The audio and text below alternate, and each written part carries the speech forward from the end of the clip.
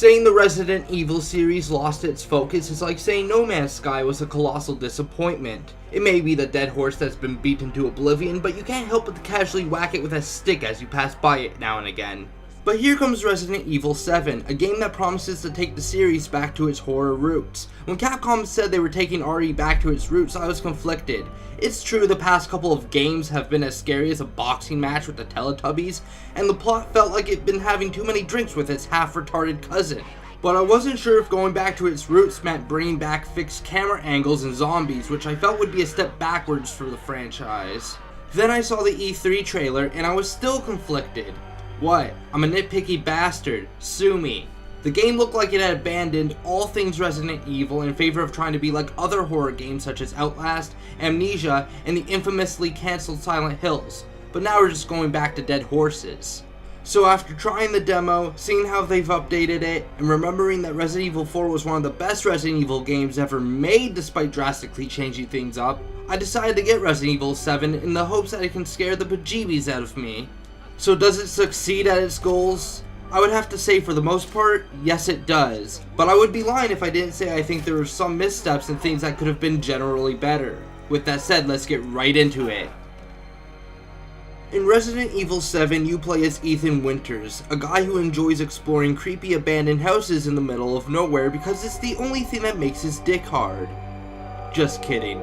Ethan gets a message from his wife Mia, who has been missing for 3 years, and decides to go looking for her because she is the only thing that makes his dick hard. His search leads him to the Baker residence, a place that totally embodies the concept of super happy fun times. And after an intensely gripping opening segment, you get captured and have to fight and sneak your way through Jack, Marguerite, Lucas, and Granny Baker in order to escape this evil. This Resident Evil... And of course, in Resident Evil fashion, as the story goes on, you'll discover what happened to the Bakers and information pertaining to a secret bioweapons project, because it isn't Resident Evil if there ain't no damn bioweapons. The story itself isn't anything special, but you can tell it isn't trying to be. It just wants to be a thrilling joyride, and it does a great job at that by building up suspense for the threat you'll be facing and creating a great sense of mystery.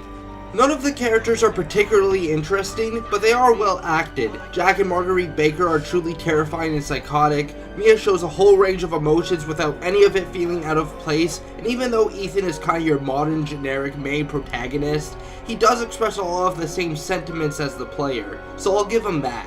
The only characters I would say could have had better performances are Zoe and Lucas. With Zoe, I couldn't tell if she was trying to sound southern or British half the time, and some of Lucas's line delivery is just cringy. He also comes off as more cartoonishly silly than threatening, almost to the point where I could see him being a villain in a horror-themed James Bond movie. He just felt out of place, at least to me. This game runs on the RE engine, and it's nothing short of impressive. There's a great amount of detail in everything, the environments, items, character models, you name it.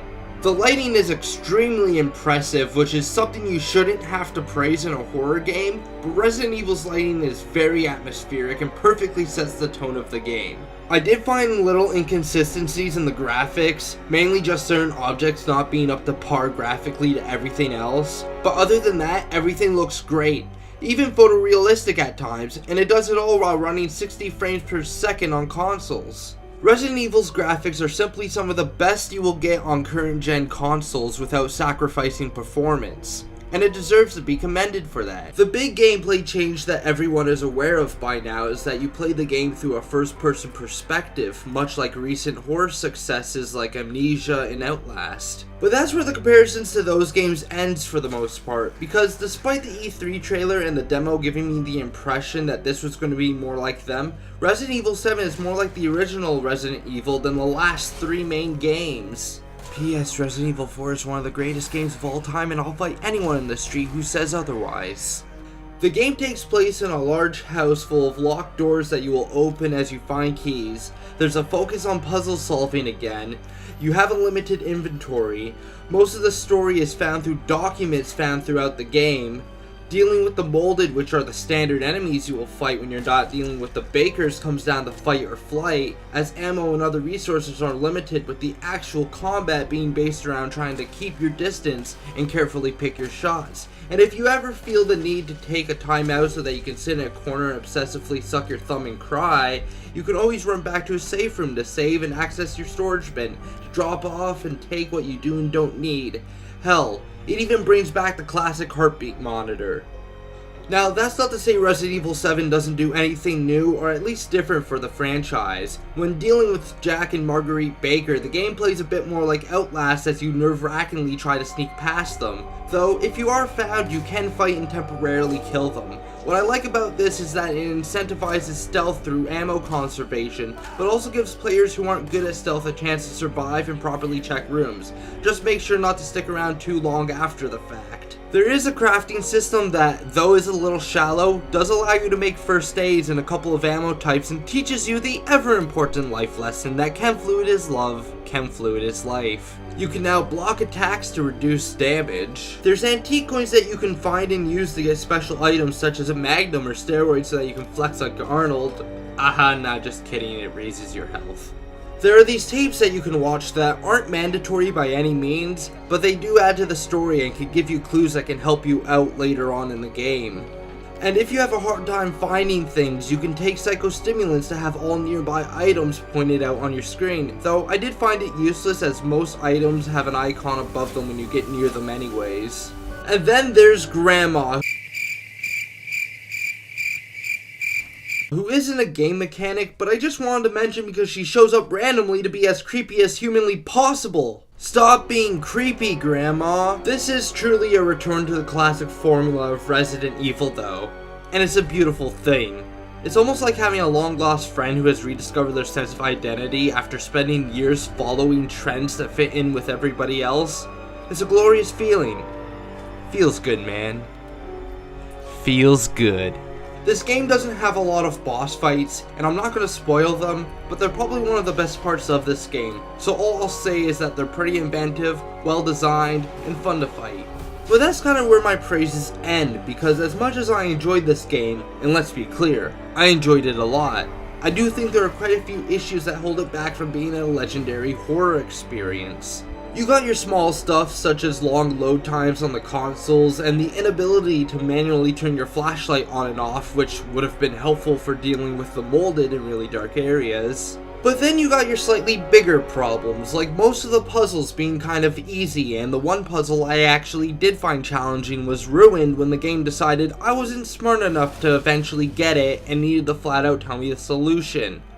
The molded, though add a nice change of pace from the bakers, are too easy to run past, and because of that I found myself running past them not because I was low on ammo and first aid meds and needed to conserve, but because it was the easiest solution 90% of the time, which is probably the reason I was overstocked with ammo by the end of the game. As well, I feel like the concept of the molded was underutilized, as there aren't a lot of enemy types and the ones that are there aren't very unique. I feel like they could have used the concept to create some truly interesting monsters, but instead we get the standard walkers, crawlers, and fucking vomit-spitting boomers that I have seen in many other horror and zombie shooters. Whether or not Mia dies comes down to an arbitrary choice. Also, I think the game needed more player traps, like for example, Grandma.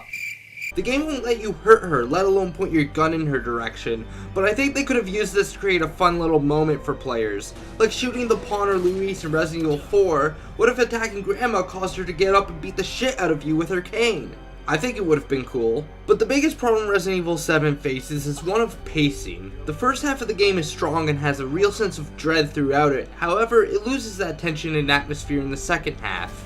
It's not that the second half isn't good, it's still very substantial and fun to play, but it kind of pales in comparison to the first. One of the main reasons for this is that by the second half of the game you are no longer dealing with the bakers, and the only threat you have to worry about is the molded, which, as I stated before, are all too easy to run past. But it's also that this part of the game feels rushed, especially from a story standpoint. Now, I won't spoil the main plot twist, but if you don't want any spoilers, click here to skip to my final summary. As I was saying though, first there's Lucas, who just kinda disappears from the story for no apparent reason and with no satisfying conclusion, and after the game did everything in its power to make me want to strangle that weaselly fuck. Secondly, the second half of the game takes place on a ship and in a mine, but it doesn't take long to get through them, and after that you're at the end game without a proper sense of build-up.